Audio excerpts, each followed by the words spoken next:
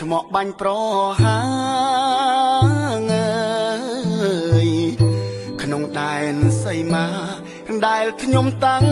នៅពួក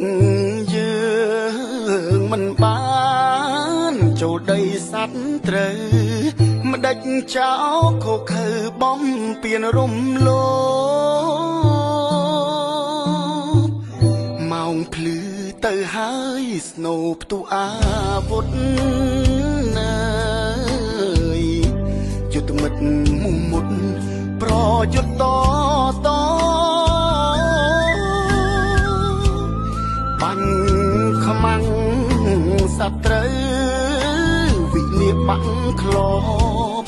ប្រឆាំងចោលមកពួកមិត្តអាប់បលាក់ឈាមខ្ញុំជាខ្មែរខ្ញុំថែដីខ្ញុំហេតុអ្វីបនលំជារបងអ្នកមិនតែប៉ុណ្ណោះ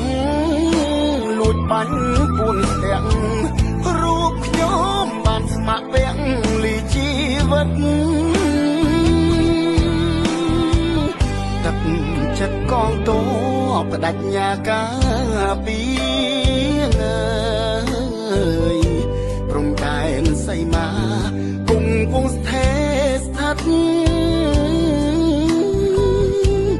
ត្រៀមខ្លួនជាស្រេចចំពោះអមិត្តហ៊ានបដូរជីវិតការពារទឹកដី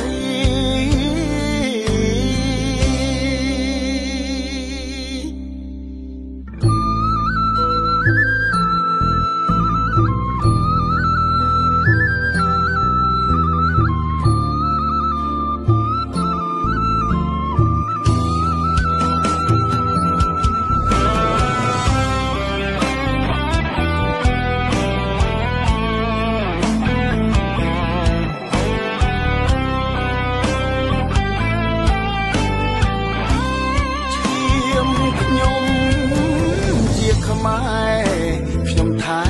ដីខ្ញុំហេតុអ្វីបនលំជារបងអ្នក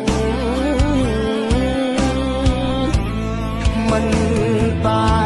ប៉ុណ្ណោះលួចបាញ់ពួនស្ទាក់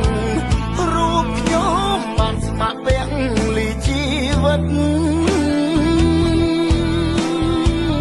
ទឹកចិត្តកងទ័ពបដិញ្ញាការពីព្រំដែនសីមាគង់វង្សស្ថេរស្ថិតត្រៀមខ្លួនជាស្រេចចំពោះអមិត្តហ៊ានបដូរជីវិតការពារទឹកដី